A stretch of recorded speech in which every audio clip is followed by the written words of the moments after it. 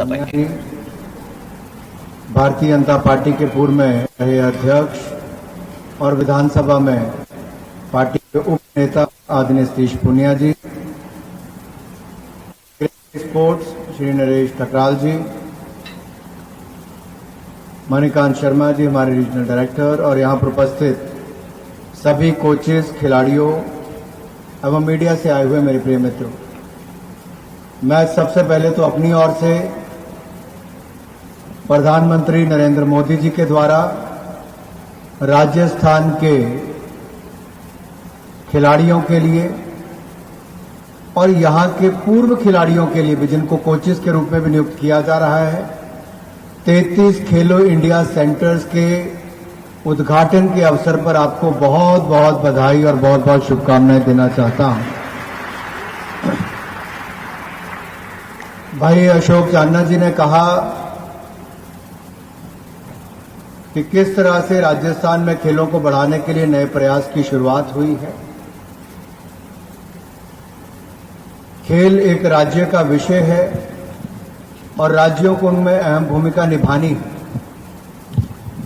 और केंद्र की सरकार भी चाहती कि हर राज्य खेलों की दृष्टि से अपने यहां पर नई नई योजनाओं को लेकर आए, खिलाड़ियों के लिए सुविधाओं को बढ़ावा दे, और जब केंद्र और राज्य मिलकर खेलों को बढ़ावा देंगे तभी तो भारत के मेडल्स की सूची बढ़ पाएगी। और मुझे कहते हुए प्रसन्नता है कि खेलो इंडिया स्कीम जब 2016 में हम लोग लेकर आए, और साथ ही साथ टारगेट ओलंपिक पोडियम स्कीम, जिसको आप टॉप्स के नाम से जानते हो, उनके आने से देश में बदलाव क्या हुआ। इसके आने से बदलाव ये हुआ है कि आज तक के सबसे ज्यादा मेडल भारत ने कभी जीते तो टोक्यो ओलंपिक्स में 7 मेडल जीते, जिसमें नीरज चोपड़ा ने गोल्ड मेडल जेवलिन में भी जीतने का कार्य। पैरालंपिक्स में पिछली बार हमारे 19 खिलाड़ी खेलने गए थे, इस बार पैरालंपिक्स में 19 मेडल जीतने का काम भारत के पैरालंपियंस ने किया है। इसी तरह से डेफ ओलंपिक्स में 20 मेडल आज तक के सबसे ज्यादा जीते। कॉमनवेल्थ गेम में सबसे ज्यादा आज तक के 22 गोल्ड मेडल और 61 मेडल जीते। बैडमिंटन में हमने थॉमस कप में गोल्ड कभी नहीं जीता था, अब की बार गोल्ड मेडल भी भारत ने ही जीता है। यही रोक नहीं लगी, अभी आप देखिए हॉकी का मेंस और women junior Asian championship Bharat के खिलाड़ियों ने जीती, और अभी मेंस सीनियर यानी कि मेंस का जो एशियन चैंपियनशिप हॉकी का हुआ अभी तमिलनाडु में, उसमें भी फाइनल में 4-3 से मलेशिया को हराकर भारत चैंपियन बना है एशिया का। ये भारत के हॉकी खिलाड़ियों ने किया। हालांकि हॉकी में जिनको हम हॉकी के जादूगर कहते थे, मेजर ध्यानचंद, उन्होंने एक नहीं 3 बार भारत को लगातार गोल्ड हैट्रिक दिलाई थी ओलंपिक्स में। उसके बाद बलबीर सिंह सीनियर के चैंपियन कैप्टेंसी में फिर हमने हैट्रिक लगाई, 3 बार हम चैंपियन बने ओलंपिक्स में, गोल्ड मेडल हमने जीता। लेकिन एक लंबे अंतराल तक सूखा पड़ गया था कि हम कैसे जीत पाएंगे। अब की बार जब ओलंपिक्स में हुए तो टोक्यो में भारत की हॉकी टीम ने गोल्ड तो नहीं लेकिन ब्रॉन्ज जीतने के काम किया है, और उसके पूरे देश भर में एक नई उत्साह देखने को मिला। ये मैं आप सबके सामने आंकड़े इसलिए रख रहा हूं कि कैसे भारत की खेलों में एक बहुत बड़ा बदलाव आ रहा है।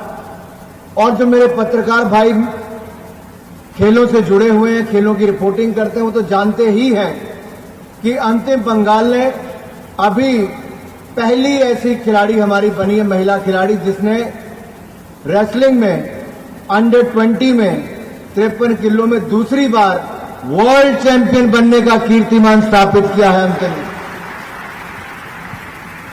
और अगर मैं सविता की बात करूं तो अंडर 20 में सविता ने वर्ल्ड चैंपियनशिप के 62 कैटेगरी में मात्र 17 साल की उम्र में वर्ल्ड चैंपियन का दर्जा प्राप्त किया। 17 साल की उम्र। प्रिया की बात करें तो प्रिया ने अंडर 20 वर्ल्ड चैंपियनशिप में 76 साल की उम्र 76 किलो की कैटेगरी में 76 केजी कैटेगरी में अंडर 20 चैंपियनशिप में ये हमारी चैंपियन प्रिया भी बनकर आई। तो तीनों बेटियां भारत की जिन्होंने अंतिम ने, सविता ने और प्रिया ने वर्ल्ड चैंपियन बनने का काम किया। तो वहीं ईशा सिंह ने और शिवा नरवाल ने हमारे वर्ल्ड चैंपियन बने हैं 10 metre air pistol mix team event में, और पहला गोल्ड मेडल भी इन्होंने जीत लिया है वर्ल्ड में। और अगर हाल ही में हम चेस की बात करें तो जहां एक और विश्वनाथ आनंद का नाम इतने वर्षों तक आता रहा, अब एक और युवा जिसने भारत में ही नहीं दुनिया भर में भारत का नाम रोशन किया, प्रज्ञानंदा ने 18 साल की उम्र में फाइनल में फिडे के यानी कि इंटरनेशनल फेडरेशन के वर्ल्ड कप के फाइनल्स में पहुंचने का कीर्तिमान मात्र 18 साल की उम्र में किसी ने किया तो भारत के प्रज्ञानंदा ने किया है। और उसके फाइनल का हम सब जहां एक और देख रहे हैं कि इतनी कम उम्र में किया, तो वहीं पर भारत ने भी फिडे चेस ओलंपियाड का आयोजन यहीं पे किया था 44। हालांकि शतरंज का शुरुआत यहीं से हुई, दुनिया भर में गई, लेकिन भारत ने कभी उसकी वर्ल्ड चैंपियनशिप नहीं कराया था, लेकिन हमने करवाया। अगर एक तरह से ओलंपिक्स का दर्जा अगर उसका देखा जाए तो है। दूसरी ओर से जब ये फिडे ने जब कहा कि चेस ओलंपियाड भारत में होगा, तो हमने एक नई शुरुआत की थी। हमने ओलंपिक टॉर्च रिले की तरह चेस ओलंपियाड टॉर्च रिले किया। और जब फिडे के प्रेसिडेंट आए तो उन्होंने कहा कि आपने नई शुरुआत की है, भारत में की है, और शतरंज का या चेस का ओरिजिन भारत से ही हुआ है, तो दुनिया भर में कहीं पे भी चेस ओलंपियाड होगा तो टॉर्च रिले की शुरुआत भारत से ही होगी, चाहे किसी भी देश में इसका आयोजन किया जाए। ये हमारे लिए गर्व की बात है कि भारत का नाम आज उस दिशा में आ रहा है। और अगर हर राज्य अपनी भूमिका खेलों में लगातार आगे बढ़ाएगा तो उसका बहुत लाभ मिलने वाला है। इसी तरह से मित्रों, शूटिंग में हम शिवा नरवाल की बात करें, सरबजोत सिंह की बात करें, अर्जुन सिंह चीमा की बात करें, तो इन्होंने भी 10 मीटर एयर पिस्टल में मेंस टीम में इन्होंने मेडल जीते हैं। और यही नहीं, इंडियन मेंस हॉकी टीम का मैंने पहले आपको बताया, और खेलो इंडिया एथलीट्स हमारे 5 मेडल इन्होंने कॉमनवेल्थ यूथ गेम्स में जीते हैं। और अभी हाल ही में आपने देखा होगा चाइना में यूनिवर्सिटी गेम्स हुई, तो जो एशियन यूनिवर्सिटी गेम्स हुई है वहां पे भारत ने क्या किया।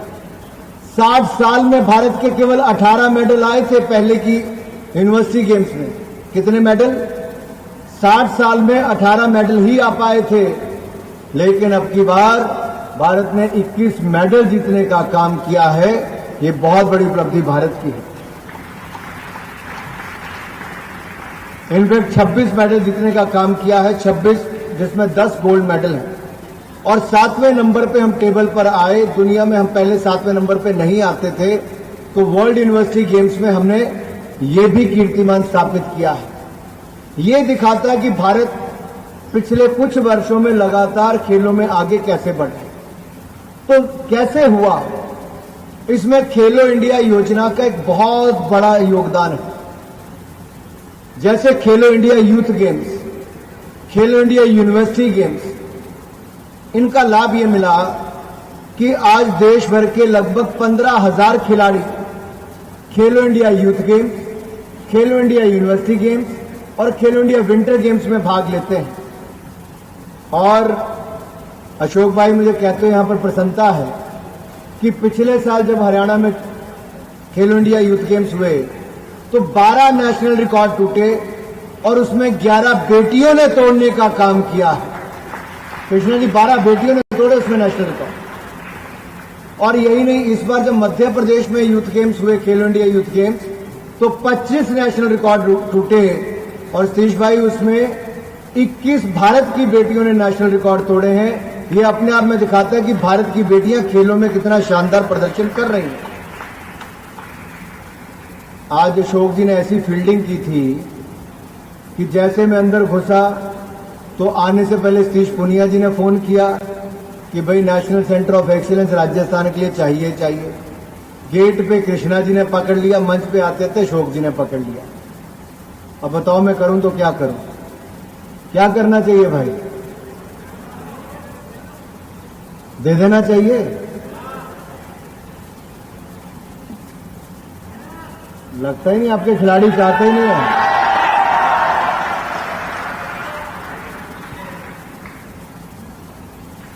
नेशनल सेंटर ऑफ एक्सीलेंस, आज देश में 23 नेशनल सेंटर ऑफ एक्सीलेंस हमने खोले। उसका एक बहुत बड़ा लाभ देश भर के खिलाड़ियों को मिल रहा है। और राजस्थान जैसा बड़ा प्रदेश, जहां पर देश की सेना में तो बहुत बड़ा योगदान हमारे सैनिक देते हैं, हमारे युवा खेलों में भी आगे बढ़े, क्योंकि मुझे लगता है अभी राजस्थान को बहुत मेहनत करनी पड़ेगी, क्योंकि खेलों में हम लोग बहुत अभी उस दृष्टि से आगे नहीं बढ़ पाए, क्योंकि नेशनल गेम्स में भी हमारा स्थान लगभग 30वां है और यूनिवर्सिटी गेम्स में भी हम लोग काफी पीछे रह गए। लेकिन अगर हम सेना में बहुत बड़ा योगदान दे सकते हैं तो खेलों में भी दे सकते हैं। और मैं कहना चाहता हूं अशोक जी से भी, कृष्णा जी से भी, सतीश जी से भी, कि राजस्थान के खिलाड़ी इन 33 खेलो इंडिया सेंटर से जहां एक और सीखेंगे एक एक खेल के बारे में, वहीं पे नेशनल सेंटर ऑफ एक्सीलेंस हम राजस्थान के लिए आज घोषणा करते हैं कि यहां पर खुलेगा।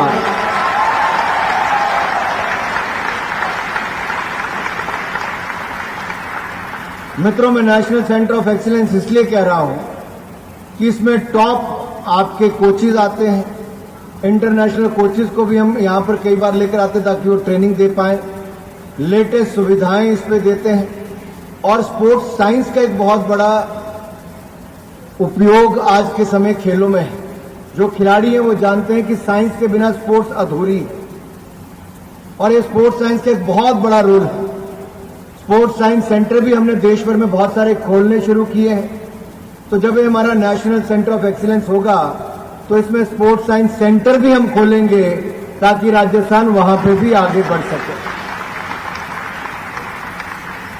मैं आप सबकी जानकारी के लिए इतना बता दूं, अब तक पिछले 8-9 वर्षों में हमने केंद्र सरकार की ओर से 48 प्रोजेक्ट लगभग 125 करोड़ रुपए की लागत के राजस्थान के लिए मंजूर किए हैं और इनमें से बहुत सारे प्रोजेक्ट बनकर तैयार भी हो गए और कुछ ऐसे हैं जो बनकर और तैयार कर दिए जाएंगे। यहां पर हमने खेलो इंडिया सेंटर जो 33 की घोषणा की है, 32 के लिए फॉर्मर एथलीट जो चैंपियन एथलीट हैं उनका चयन हो चुका है।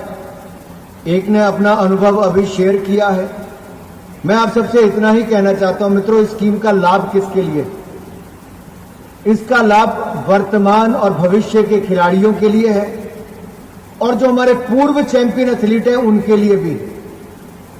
अगर आप देखेंगे एक पूर्व एथलीट को अगर अपने जिले में काम करने के लिए 5 लाख रुपया साल का मिल रहा है तो लगभग 40-45 हजार रुपया महीने का उसको खिलाड़ियों को ट्रेनिंग देने के लिए मिल रहा है। वो नए खिलाड़ियों को ट्रेन कर सकता है, खेल के साथ जुड़ा रह सकता है। और ये कितने खिलाड़ियों को?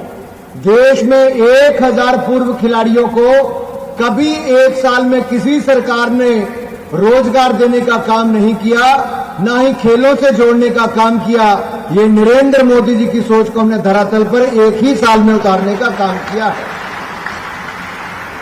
और मैं धन्यवाद दूं भाई अशोक जी आपका कि आपने भी राजस्थान में 32 लोगों को यहां पर चुन लिया है और हमने यहां पर उनको कोचेज के रूप में रखकर, और हमारे रीजनल डायरेक्टर यहां पे बैठे हैं स्पोर्ट्स अथॉरिटी ऑफ इंडिया के, आप सबको भी, कि जैसे खिलाड़ियों का चयन हुआ, आप ये मत सोचिए कि केवल आपको रोजगार देने का काम किया है। रोजगार देना एक बात, आपके हाथों में अवसर दिया गया है कि भविष्य के ओलंपियंस को तराशने का काम आप करें। हम तो एक प्रतिस्पर्धा देखना चाहते हैं। मैं तो आने वाले सालों में इन खेलो इंडिया सेंटर्स का भी एक अलग ही कंपटीशन शुरू करवाने वाला हूं। मैं देखने वाला हूं कि देश के इन 1000 खेलो इंडिया सेंटर में अगर 35 जूडो के हैं, 32 वुशु के हैं, 30 हॉकी के हैं, कुछ और किसी गेम के, बॉक्सिंग के हैं, तो क्या उनका भी आपस में कंपटीशन करवा कर देखा जाए कि किस फॉर्मर एथलीट ने सबसे बढ़िया सेंटर करवाया, ताकि उनको भी भविष्य में सम्मानित भी करें और उनके खिलाड़ियों को भी आगे बढ़ने का अवसर दिया जा सके। हमें ज्यादा से ज्यादा प्रतिस्पर्धा खड़ी करनी है, ज्यादा से ज्यादा इवेंट और कंपटीशन करवाने हैं। और मुझे कहते हुए प्रसन्नता इस बात की है कि जहां ये फॉर्मर एथलीट पूरे जोश के साथ आ रहे हैं, मैं एक निवेदन आप सब पूर्व खिलाड़ियों से करना चाहता हूं जो हमारे कोच के रूप में आ रहे हैं। हम आपकी ट्रेनिंग समय समय पर करवाने वाले हैं। कुछ विदेशी कोच होंगे, कुछ देशी कोच होंगे, लेकिन वो इसलिए करवा रहे हैं कि जो दुनिया की लेटेस्ट टेक्नोलॉजी के हिसाब से जहां हमारे राष्ट्रीय स्तर के कोच सीखें, वहीं मेरे खेलो इंडिया सेंटर के कोच भी उसी स्तर की कोचिंग पा पाए। कोचिंग द कोच प्रोग्राम के अंतर्गत हम आपके कोचेस को ट्रेन करेंगे ताकि हमारे खिलाड़ियों को उसी स्तर की कोचिंग एक ब्लॉक स्तर पर भी हमारे कोच करवा सकें, एक जिला स्तर पर भी करवा सकें। मित्रों, हमने यहां पर खेलो इंडिया एक्रेडिटेड एकेडमीज 5 शुरू की है राजस्थान में। इसमें यह होता है कि कोई खिलाड़ी अगर उसमें चुना जाए तो उसके रहने पर, खाने पर, ट्रेनिंग पर 5 लाख रुपए का खर्चा भारत सरकार ही वहन करती है और 1,20,000 रुपये उसको जेब खर्च भारत सरकार देती है। लगभग 6,20,000 रुपया हम एक खिलाड़ी पर खर्च करते हैं और ऐसे 3,000 से ज्यादा खिलाड़ियों को पूरे देश भर में हम खेलो इंडिया एक्रेडिटेड एकेडमीज के माध्यम से ट्रेनिंग करवा रहे हैं। आज भारत के खिलाड़ियों को अपनी ट्रेनिंग की चिंता नहीं है। जो थोड़ा सा भी अच्छा करते हैं, जो खेलो इंडिया एक्रेडिटेड एकेडमीज में आए, 6,20,000 रुपये उन पे खर्च होगा और जो टॉप स्कीम के अंतर्गत आ गए उनको बोर्डिंग, लॉजिंग, ट्रेनिंग, ये सारा खर्चा तो भारत सरकार करती है। टॉप्स के एलीट एथलीट को जेब खर्च 6 लाख रुपया साल का भारत सरकार अलग से देती है। ये जो पहली रो में जूडो के खिलाड़ी बैठी हैं, अभी मैंने बताया कितने पैसे दिए खेलो इंडिया एलीट एथलीट को, कितने पैसे दिए हमने, आप उठ के बताइए। 6 लाख रुपया हमने जेब खर्च दिया है। रहना, खाना, पीना, ट्रेनिंग सारा अलग है और उनके डेवलपमेंट एथलीट को हम 3 लाख रुपया जेब खर्च अलग से देते हैं और बाकी पूरा खर्चा भारत सरकार सहन करती है। ये पहले नहीं होता था, आज खिलाड़ियों को सारी सुविधाएं मिल रही हैं। तो मेरे सामने अशोक भाई जितने खिलाड़ी बैठे हैं, मैं इन सबसे इतना ही कहना चाहता हूं, आप केवल खेलने की चिंता कीजिए। आपके लिए कोच से लेके, सुविधाओं से लेके, ट्रेनिंग से लेके जेब खर्च की चिंता भारत सरकार आपके लिए करने के लिए तैयार है। आप आगे बढ़े, हम आपको सुविधाएं देंगे। मित्रों, साई का एक रीजनल सेंटर हमारा यहां पर है और साई के ट्रेनिंग सेंटर 3 राजस्थान में है। 8 अडॉप्टेड अखाड़ा भी है।